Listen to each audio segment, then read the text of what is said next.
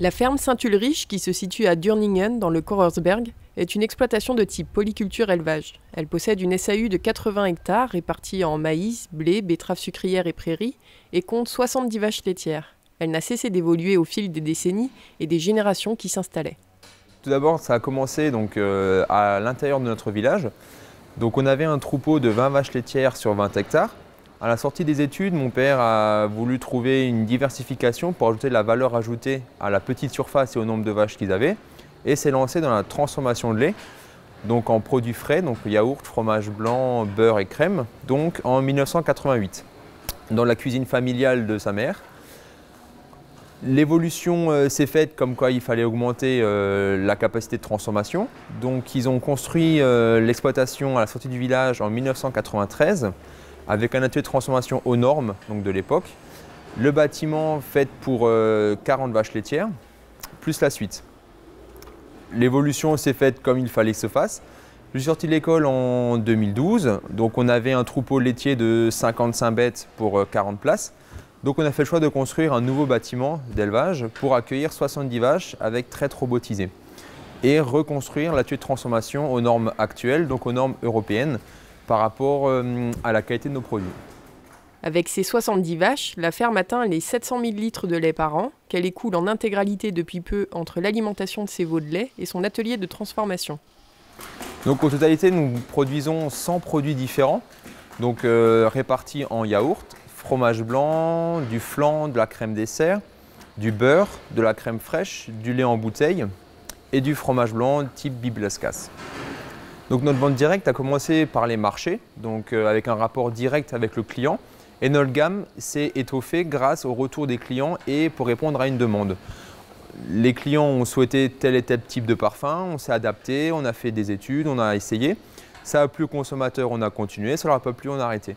Donc on a constamment fait évoluer notre gamme en demande du consommateur direct. En 2007, les produits de la ferme ont commencé à intégrer les linéaires de certaines enseignes de grande et moyenne surface, un nouveau débouché impliquant de nouveaux critères de conditionnement, comme par exemple la mise en place d'opercules inviolables. L'atelier de transformation s'est équipé en conséquence. Donc notre chiffre d'affaires est réparti 40% sur les marchés, donc en contact direct avec notre consommateur. On fait 10 marchés par semaine, principalement à Strasbourg. 25% du chiffre d'affaires est fait sur le magasin collectif Opla. Et 35% est réparti entre la gamme GMS, grande moyenne surface, et les épiceries et revendeurs locaux. Donc, sur l'exploitation, nous avons 25 personnes, ce qui est équivalent à 15 temps plein. 5 temps plein sur la partie marché, donc c'est régulièrement des étudiants le samedi, les vendredis. 9 personnes, dont ma mère, sont parties transformation, donc de la préparation des commandes jusqu'à l'expédition.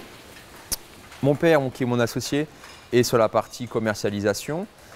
Et mon ami et moi-même sommes sur la partie purement agricole.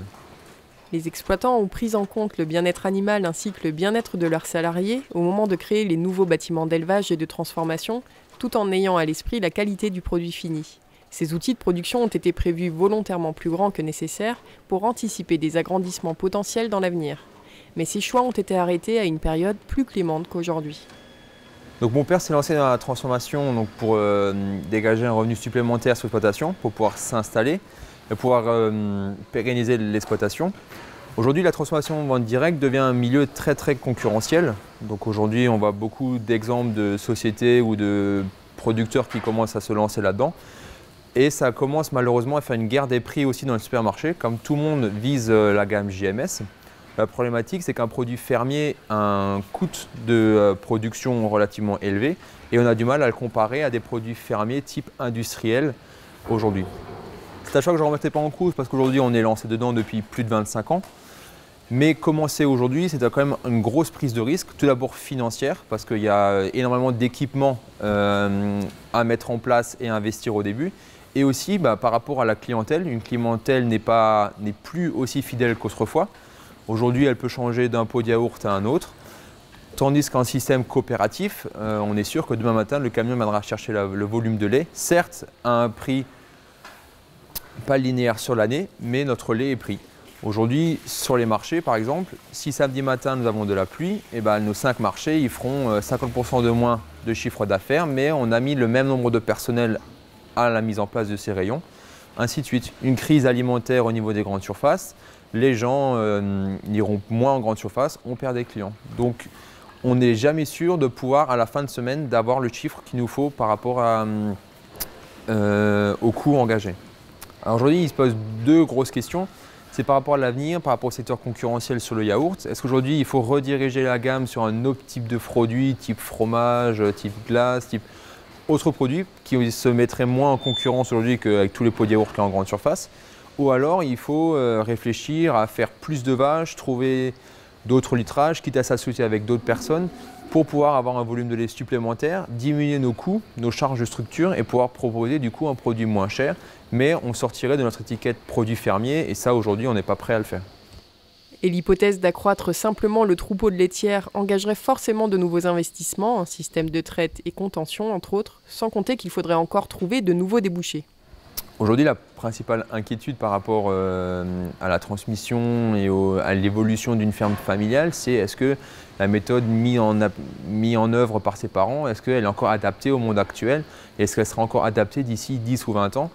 Est-ce que faire un retour en arrière, faire un changement, un virage à 180 degrés, est-ce que ce sera une bonne chose, une mauvaise chose?